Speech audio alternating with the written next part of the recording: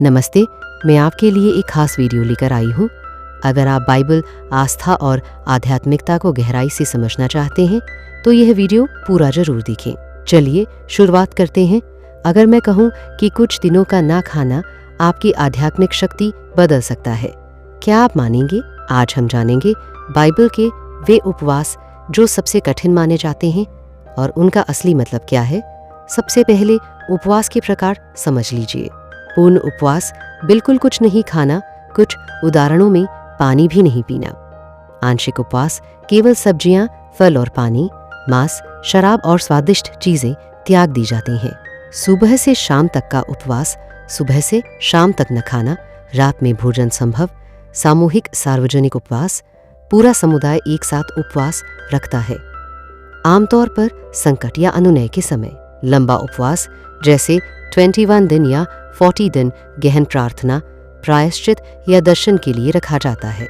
अब बाइबल के कुछ प्रमुख उदाहरण देखते हैं। मूसा, निर्गमन में लिखा है कि मूसा ने पर्वत पर 40 दिन 40 रातें उपवास किया। वह बिना भोजन और गहराई से परमेश्वर के साथ रहा। फरीदिन का उपवास बड़े आध्यात्मिक परिवर्तन और तैयारियों का प्रतीक माना जाता है। मत्ती में वर्णित है कि यीशु ने रेगिस्तान में 40 दिन उपवास किया।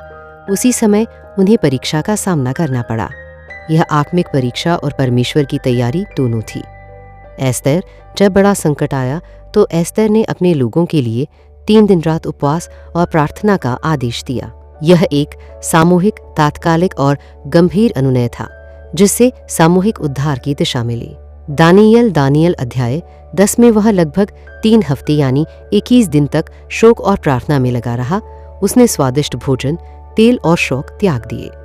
दानियल 1 में भी आंशिक उपवास का उदाहरण मिलता है, जहां उसने शुद्ध आहार चुना।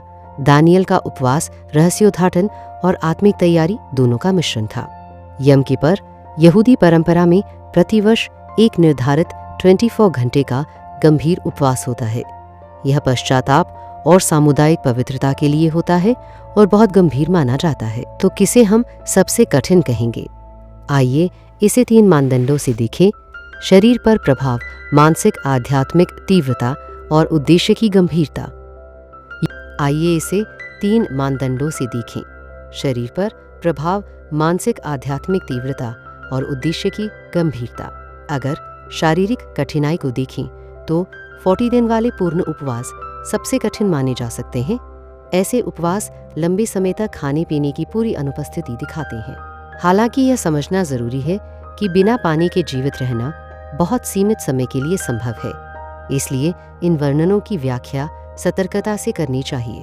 आध्यात्मिक रूप से सबसे तीव्र वे उपवास होते हैं जो जीवन परक संकटों या बड़े परिवर्तन के लिए रखे जाते हैं, जैसे एस्टर का 3 दिन का सामूहिक उपवास या दानियल का 21 दिन का उपवास।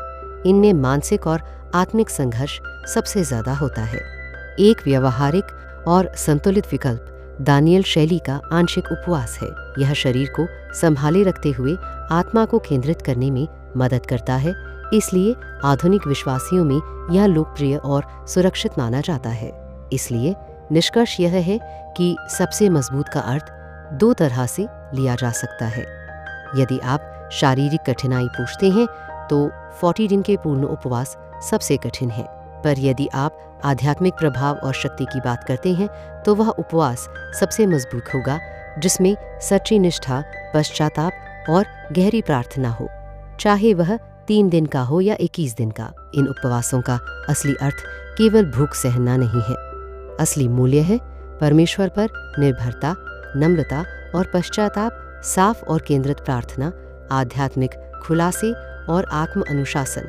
बाइबल अक्सर उपवास को गहन प्रार्थना और पश्चाताप के साथ जोड़ती है और यही कारण है कि इसके परिणाम आध्यात्मिक रूप से गहरे होते हैं।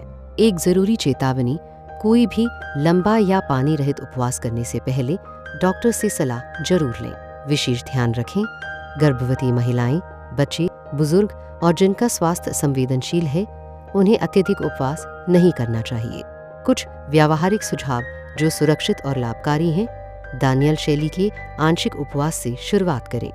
सब्जियां, फल और पानी 3 से 7 दिनों से शुरुआत करना सुरक्षित रहता है।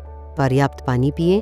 यदि आप पानी रहित उपवास नहीं रख रहे, उपवास को प्रार्थना और बाइबल पढ़ने के साथ जोड़ें। उद्देश्य केवल शारीरिक संघर्ष न हो, मोटिव साफ और नम्र होना चाहिए। और कोशिश करें कि आप किसी समुदाय, मेंटर या विश्वासी मित्र के साथ रहें। अकाउंटेबिलिटी बहुत ज़रूरी है। यदि आप अपने जीवन में प्रयोग करना चाहें तो एक छोटा चरणबद्ध प्लान आजमाएं।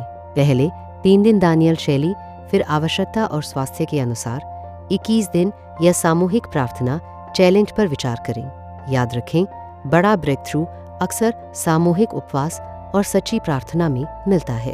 अब मैं आपसे एक नम्र अनुरोध करती हूँ। उपवास को करने से पहले अपने मोटिव की जांच करें। क्या आप परमेश्वर के निकट होना चाहते हैं या सिर्फ किसी परिणाम के लिए कोशिश कर रहे हैं? उपवास का असली मकसद परमेश्वर के साथ निकटता है, ना कि केवल शारीरिक संघर्ष। अब आइए वीडियो के अंत में हम सब मिलकर एक छोटी सी प्रार्थना करते हैं।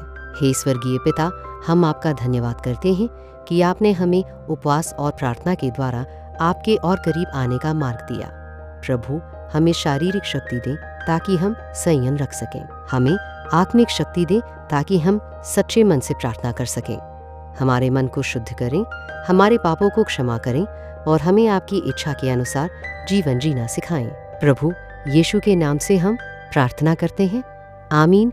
याद रखें, उपवास का असली मकसद परमेश्वर के साथ गहरा संबंध बनाना है, ना कि केवल शारीरिक कष्ट सहना।